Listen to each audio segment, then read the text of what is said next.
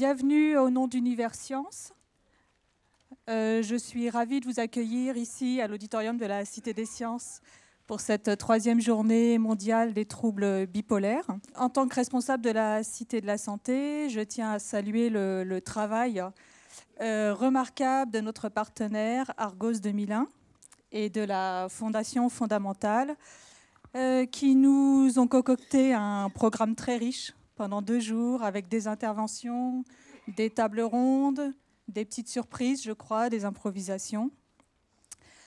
Et puis, j'en profite pour remercier aussi le travail de l'équipe de la Cité de la Santé, des régisseurs de l'auditorium, qui font en sorte que tout se passe bien dans le meilleur des mondes ici pendant 2 jours. Voilà. 2 mots rapidement sur la Cité de la Santé pour ceux qui ne nous connaissent pas. Nous sommes situés dans la bibliothèque de la Cité des Sciences, donc juste en dessous, niveau -1. Nous sommes un espace d'information, de services autour de la santé. Notre mission, c'est de rendre chacun acteur de sa santé. Et rendre chacun acteur de sa santé, ça passe par l'accès à l'information.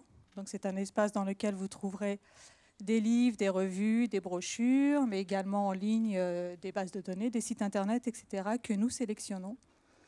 Et puis, ça passe aussi par comprendre cette information, et c'est le travail qu'on fait avec nos partenaires, des organismes de prévention, des médecins bénévoles, des associations comme Argos 2001 qui nous a rejoints depuis 1 an, qui sont sur place dans nos espaces, qui proposent des permanences d'entretien, de conseils, qui proposent des journées comme aujourd'hui, le tout en accès libre, anonyme, gratuit et sans rendez-vous.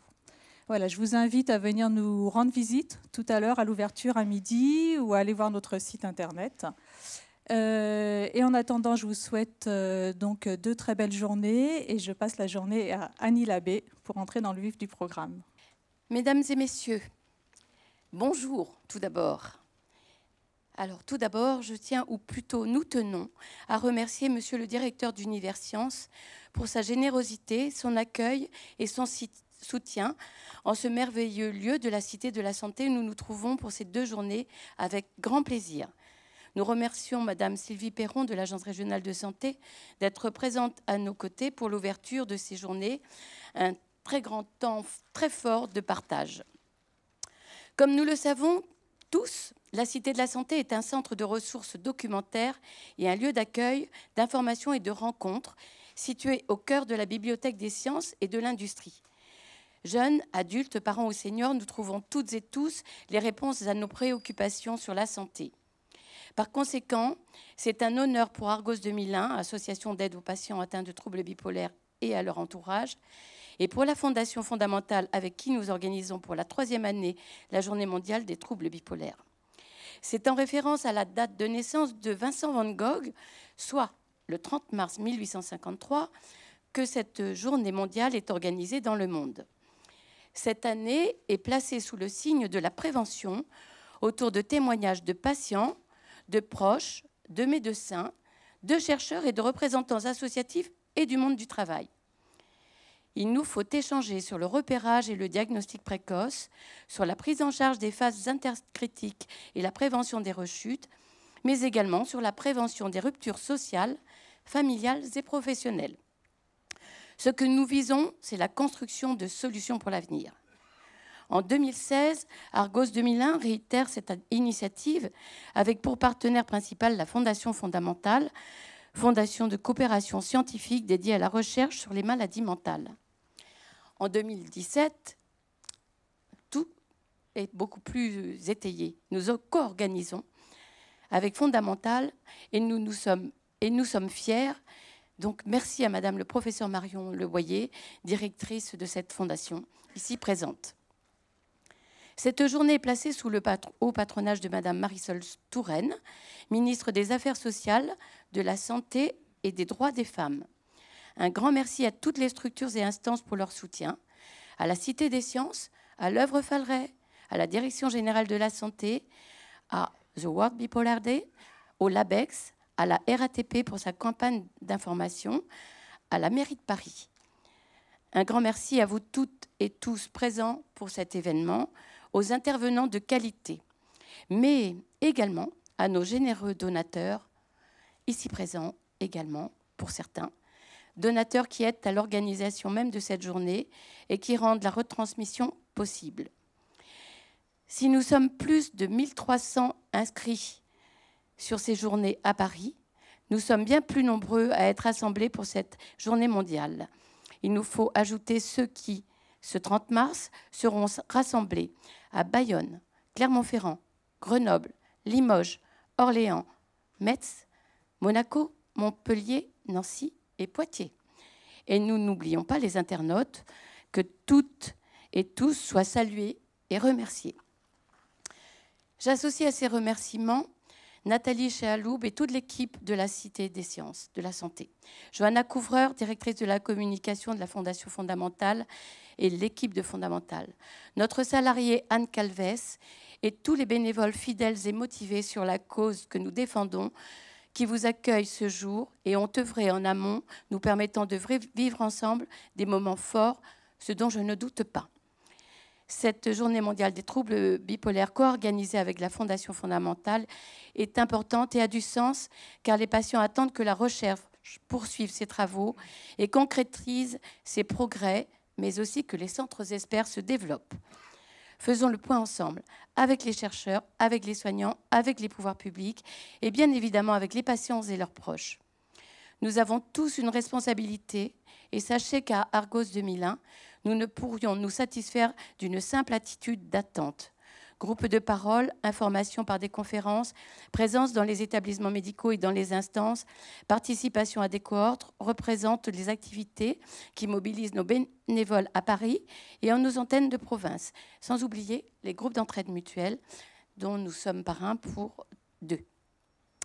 Les patients et leurs proches attendent de nous que le système de soins, que l'accompagnement individuel, que la prévention, que la déstigmatisation, que la réinsertion sociale et professionnelle progressent encore et encore. Avant de conclure, je tenais à vous informer qu'entre chaque session, nous aurons le plaisir d'avoir un retour sur le sujet abordé en table ronde par une intervention de comédiens de l'association Ligue d'Impro. Ce sera un moment de détente, d'échange, réservant des petites surprises pour lesquelles nous serons également heureux de votre participation. Chaque année, vous est distribué un questionnaire à la fin de la journée ou des demi-journées, puisque cette année, certains sont inscrits par demi-journée, quelquefois aux 4 demi-journées. Donc, pour simplifier, il vous sera adressé dans les jours qui suivent, par mail, un questionnaire. Et nous vous remercions à l'avance de bien vouloir le remplir et nous l'adresser en retour afin que nous puissions estimer votre satisfaction, vos suggestions pour l'avenir des Journées mondiales des troubles bipolaires. Il me reste donc à vous remercier pour votre présence et je vous souhaite de belles et riches journées. Notre trésorière serait en colère si je ne vous disais pas que tous ceux qui adhèrent nous confortent, que tous ceux qui font des dons nous aident, mais que nous avons besoin de bien plus pour servir cette cause si légitime pour les patients bipolaires et leurs proches. Merci de votre attention et bonne journée.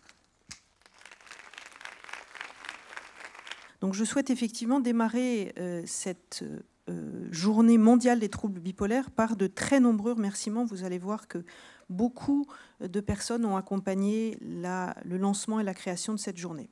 Je voudrais d'abord remercier la Cité des Sciences et en particulier son président Bruno Macquart. Je voudrais remercier la très dynamique et sympathique équipe de la Cité de la Santé, Nathalie Chaloub et Séverine Brunet, et toute l'équipe technique de François Bisbal qui va assurer aujourd'hui et demain l'enchaînement de plus d'une quarantaine d'orateurs. Je souhaitais bien sûr remercier Argos et les 2 personnes qui ont été particulièrement mobilisées par l'organisation de cette rencontre, Annie Labbé, que vous venez donc d'écouter, Denis Mayer, et je remercie aussi Anne Calves, qui a apporté une aide précieuse dans la dernière ligne droite de l'événement. Et bien sûr, Alice Vigneault, qui a très fortement contribué à l'élaboration de notre programme. Je tenais aussi à remercier chaleureusement les nombreux bénévoles de l'association Argos qui vont se relayer aujourd'hui et demain pour vous accueillir, vous renseigner et vous guider. N'hésitez surtout pas à les solliciter pour adhérer à l'association Argos, pour la soutenir, car comme Annie Labbé vient de vous le dire, elle a vraiment besoin de dons pour accroître sa mission auprès des malades et de leurs proches. Côté Fondation Fondamentale, je voulais remercier tout particulièrement Johanna Couvreur, qui a co-organisé avec efficacité et énergie, avec Argos, ces 2 journées. Je voulais aussi remercier Jennifer Lehuyek pour son aide durant ces 3 dernières semaines. Et enfin, je voudrais saluer les collaborateurs de la Fondation Fondamentale qui prêtent main forte aux bénévoles d'Argos pour vous accueillir. Je remercie bien sûr aussi celles et ceux qui ont soutenu financièrement cet événement, à savoir le laboratoire d'excellence Biopsy, le Labex Biopsy, et l'œuvre Falleret. Je remercie bien sûr tous les orateurs et les modérateurs qui ont accepté de venir vous faire partager leurs connaissances, leurs expériences, leurs espoirs et leur enthousiasme. Et puis je souhaitais vous remercier, vous. Vous êtes plus de 1300 inscrits sur ces 2 journées et nous avons même dû refuser du monde. C'est la preuve qu'une nouvelle ère s'ouvre, une ère dans laquelle les patients et leurs proches affichent leur volonté que les troubles bipolaires soient une maladie pour laquelle on investit dans la recherche, pour laquelle on propose de nouveaux traitements, une maladie dont on parle ouvertement dans les médias pour raconter, décrire le quotidien des malades et relayer les espoirs de la recherche. En bref, une maladie comme les autres. Je pense que nous partageons ces espoirs et c'est pourquoi je nous souhaite de très belles journées de rencontres et de partage. Et je passe la parole à Sylvie Perron. Bonjour, mesdames et messieurs. Je représente aujourd'hui parmi vous l'ARS Île-de-France, c'est-à-dire l'Agence régionale de santé d'Île-de-France, et je suis très heureuse d'être avec vous ce jour, dès l'ouverture de cette journée mondiale des troubles bipolaires, et je remercie tout particulièrement l'association Argos 2001 et sa directrice Nadine Abbé, mais aussi la Fondation Fondamentale et sa directrice, le professeur Marion Leboyer, tout avec le soutien effectivement de Nathalie Chaloub pour la Cité de la Santé et la Cité des Sciences en général, mais aussi l'ensemble des organisateurs de cette journée et intervenants scientifiques et autres qui en ont permis la réalisation. Alors, oui, les troubles bipolaires constituent un enjeu majeur de la santé publique. Ils figurent dans le classement de l'OMS, bien évidemment, parmi les 10 maladies les plus coûteuses et invalidantes. C'est dire l'importance de la prévention, comme en témoigne l'intérêt porté par cette journée placée sous son égide. En effet, comment prévenir au mieux les troubles bipolaires qui atteignent dans les formes sévères 1 à 2% de la population, par pourcentage multiplié par 3 dans les formes graves? Comment faire? Plusieurs hypothèses et constats indiquent l'importance du repérage précoce dans l'évolution de la maladie, du diagnostic précoce, qui, effectivement, est de meilleur pronostic lorsqu'il est fait et que la maladie se déclare. La mise en place de traitements adaptés alors, des prises en charge individualisées, multidisciplinaires, multiprofessionnelles, médicales, psychiatriques, associatives, usagers et familles. D'où aussi l'importance des centres experts pour accueillir les patients et permettre un diagnostic très précoce.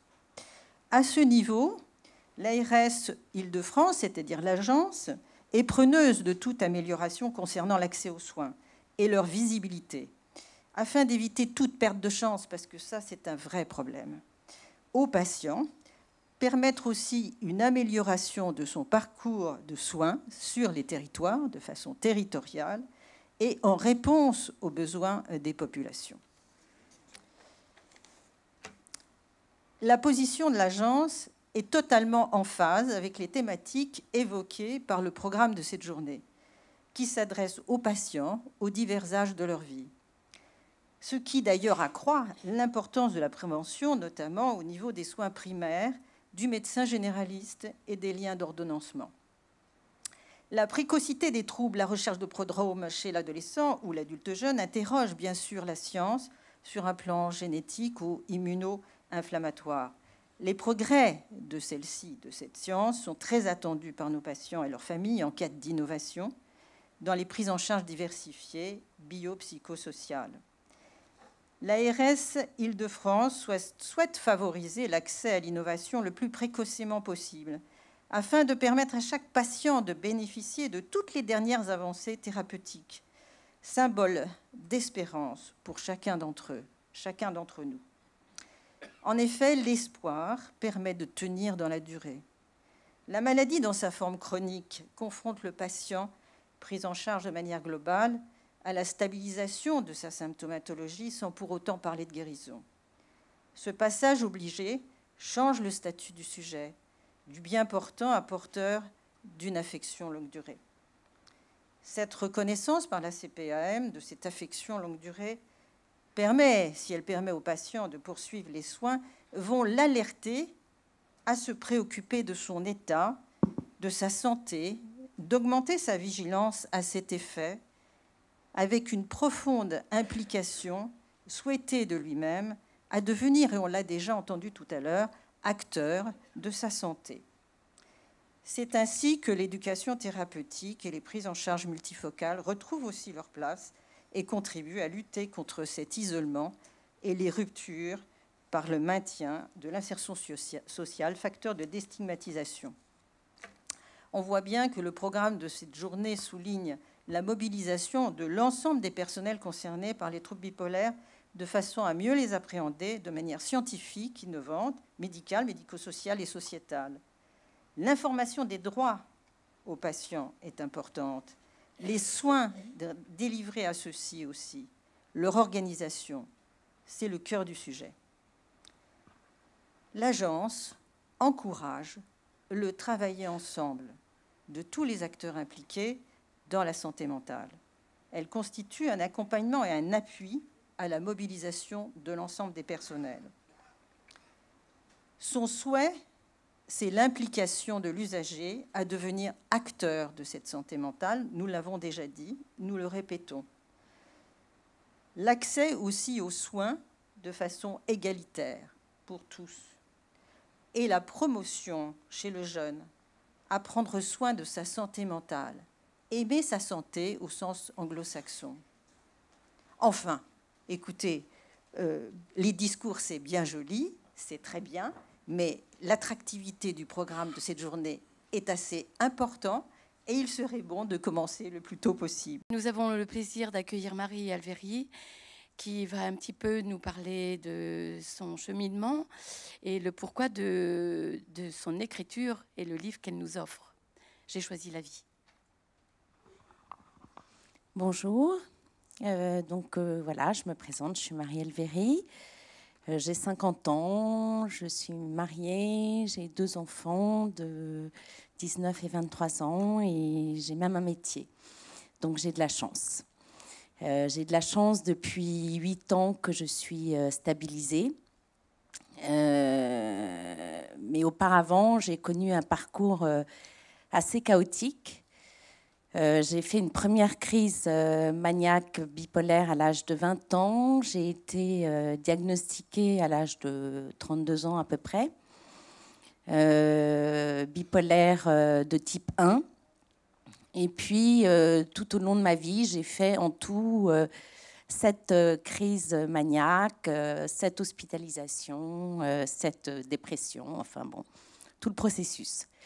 Voilà, on va peut-être faire notre question-réponse avec Annie Labbé, comme nous avions prévu. Évidemment, j'ai suivi un parcours de prévention, enfin, je suis sous traitement, hein. Donc voilà, j'ai du lithium, Theralite, et puis après, ça n'a pas suffi. Donc on m'a rajouté de l'Abilify, et puis après, ça n'a pas suffi, donc on m'a rajouté du Depakote. Donc tout ça, je le prends au long cours tous les jours. Et puis, j'ai appris à être pragmatique avec ça et à me dire que je préfère être sous médicaments et avoir une vie à peu près normale que passer à l'hôpital régulièrement.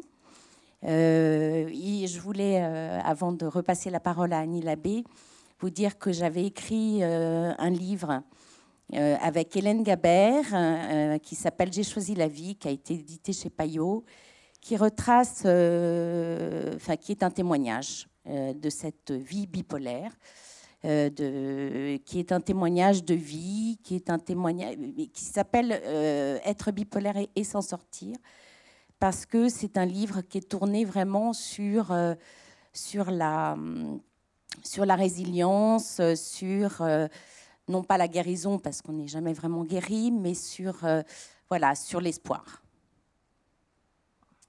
Marie, je voulais vous demander comment avez-vous vécu toute cette période de retard de diagnostic, voire même d'erreur de diagnostic, de ce que j'ai pu comprendre. Oui, en effet, il y a eu, avant d'être diagnostiquée, j'ai quand même connu 3 crises bipolaires très fortes, 3 crises maniaques qui n'ont pas été repérées et qui ont même été mal repérées, puisque à un moment, j'ai été soignée pour une dépression nerveuse alors que je venais de faire une crise maniaque. Donc, on m'a mis sous antidépresseur et là, je suis repartie en crise maniaque. Voilà. Donc, c'est quelque chose que certains d'entre vous, beaucoup de bipolaires ont vécu. Le mauvais diagnostic, non seulement ne pas être diagnostiqué est évidemment un frein à la guérison, mais le mauvais diagnostic peut être aussi très dangereux. Donc, voilà. Alors, dans la suite à peu près logique, je vais vous poser la question. Vous avez le diagnostic, et là, évidemment, on aborde les traitements. Et ces traitements sont parfois très lourds, très délicats à vivre, avec des effets secondaires que nous connaissons. Comment avez-vous vécu la compliance, justement, par rapport à ces traitements ? Alors, la compliance est un mot que je viens d'apprendre grâce à vous. Je ne connaissais pas ce mot. En effet, j'ai tout de suite... Alors, j'ai eu beaucoup de chance parce que j'ai bien toléré mes médicaments. Tout de suite. Alors, après, il y a des ajustements de dosage, etc. Il y a eu des moments où je me suis retrouvée... dans le brouillard complètement, à ne plus pouvoir rien faire. Donc, je suppliais mon médecin de baisser les dosages. Voilà. Et puis là, je suis arrivée à un dosage où j'ai envie de baisser encore, mais il m'a dit stop, on arrête là. Bon, évidemment, il y a des effets secondaires assez embêtants. Lesquels ? Alors, prise de poids. Voilà, comme vous pouvez le remarquer, mais aussi problème de concentration. Bon, c'est pas une fatalité non plus, hein. On n'est pas tous égaux par rapport à la prise de poids, mais problème de concentration, problème de mémorisation, etc. Je pense que ça, on peut s'en sortir. Moi, j'ai un travail, je suis éditrice de type intellectuel. Voilà, je lis toute la journée, j'écris beaucoup. J'ai appris à... Bon, je bois beaucoup de café, mais mon médecin m'a dit, le café, vous pouvez. Je pense qu'on peut combattre aussi par les dosages de médicaments et par aussi une activité physique. Enfin, on peut combattre le manque de concentration et le manque de... enfin, un petit peu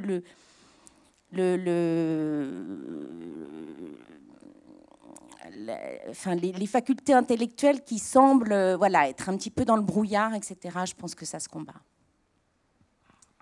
Alors, encore en évoluant un peu plus, qu'est-ce qui a été déterminant dans votre rétablissement et l'acceptation de la pathologie ? Alors, j'ai fait... en fait, il y a eu tout un chemin pour l'acceptation de la maladie qui a pris des années. Entre le moment où mon médecin m'a dit « vous êtes bipolaire », bon, à l'époque, c'était maniaco-dépressive. Vous êtes bipolaire et donc je savais que j'étais bipolaire et je prenais mes médicaments et voilà. Et le moment où finalement j'ai été, je ne vais pas dire bien avec ça, mais enfin voilà, c'est quelque chose que j'ai apprivoisé. C'est presque un levier de vie parfois. Tout ce chemin-là a pris absolument des années. Donc c'est aussi bien discuter avec des gens, c'est aussi bien m'informer. C'est les thérapies comportementales cognitives m'ont appris beaucoup, m'ont donné des outils. Et puis l'écriture de mon livre, il y a fait beaucoup. Alors là, on peut se dire oui, mais enfin, tout le monde ne peut pas publier un livre pour... mais on peut écrire, on peut peindre, on peut dessiner, on peut s'exprimer. Je pense que c'est un vecteur important pour l'acceptation de la maladie. Alors là, je voudrais aborder les incidences sur votre vie familiale, sociale, professionnelle. Vous venez de nous en donner quelques mots. Vous n'en êtes pas si mal tiré que ça, mais en étant autonome. Et dans tous ces tumultes, ces années d'errance, les hospitalisations très dures que vous avez dû vivre au mieux de ce qu'on peut, ben voilà, comment on s'en tire dans tout ça? Aujourd'hui, dans ces jours, nous allons aborder justement les thèmes des ruptures sociales, familiales, professionnelles. Et comme vous êtes notre premier témoin, il est intéressant de savoir comment vous avez su sortir de ça. Alors, socialement et familialement, c'est évidemment compliqué. J'ai eu de la chance, je ne peux pas dire autrement, même si, bon, cette chance, je l'ai un peu nourrie. Voilà, je l'ai un peu nourrie. J'ai perdu beaucoup d'amis. Hein. Quand vos amis vous voient en crise maniaque, c'est trop gênant. Donc... j'ai perdu beaucoup d'amis au bout du compte. J'ai gardé les meilleurs, voilà, c'est ce qu'il faut se dire.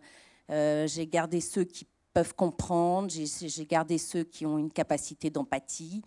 J'ai gardé ceux qui ont des qualités humaines suffisantes pour passer au-dessus d'un certain nombre de choses, etc. Voilà, et puis mon mari... est resté avec moi. Je ne peux pas dire que ce se soit passé... très facilement, mais bon, j'ai aussi, comment dire, j'ai aussi fait en sorte qu'ils ne partent pas. Voilà, je sentais que les choses pouvaient vaciller très facilement et très rapidement. Professionnellement parlant, j'ai eu une crise maniaque légère, mais une crise maniaque en plein boulot. Donc ça, c'est toujours un peu compliqué. Et puis comme en plus, je n'avais pas été diagnostiquée à l'époque, je ne pouvais pas expliquer ce que j'avais eu. Donc voilà, bon, il se trouve que j'avais été dans cette entreprise depuis une dizaine d'années et qu'on ne m'a pas fait partir. Mais enfin, j'ai compris que mon image avait un petit peu changé et qu'il valait mieux que je parte. Donc je suis partie. Aujourd'hui, je me suis accommodée d'un travail... voilà, qui me plaît, qui me satisfait, etc. Mais je travaille chez moi. Et c'est le compromis avec moi-même que je me suis fixé, qui me permet d'être hors conflit relationnel. Ça, c'est très important. Enfin, donc, tout le monde ne peut pas se permettre ça. Mais bon, c'est l'équilibre que j'ai trouvé. Hors conflit relationnel, et puis si ça va pas un jour, je m'allonge sur mon lit et c'est pas visible, voilà. Parce que évidemment dans l'entreprise il y a une question d'image et ça c'est très important malheureusement c'est évidemment on est victime de ça aussi. Donc travailler chez soi, essayer le télétravail, le travail à temps partiel, je pense que c'est un aménagement qui est possible et qui permet de trouver un équilibre. Et enfin, finalement, vous y avez répondu en partie tout de suite. Comment, globalement, vivez-vous maintenant avec l'espérance que vous décrivez en votre livre « J'ai choisi la vie ». Aujourd'hui, je me sens bien, je me sens réconciliée surtout, je me sens apaisée. J'ai des hauts et des bas toujours, des oscillations beaucoup plus petites qu'avant, bien sûr. Je n'ai plus de crise maniaque. Dès que je suis en zone d'alerte, comme on m'a appris en TCC, j'appelle mon médecin. Donc ça, j'ai appris tout ça, à me surveiller, à m'auto-surveiller et à gérer mes hauts et mes bas, mes petits hauts, mes petits bas, etc. Mais surtout, je suis apaisée. Je sais ce que j'ai. Je sais comment le combattre. Et je sais que ma sensibilité, parce que les personnes bipolaires sont des personnes très sensibles, je peux en faire quelque chose. Voilà. De l'ordre de la créativité, mais aussi en termes de sens relationnel, je pense que ça peut apporter quelque chose.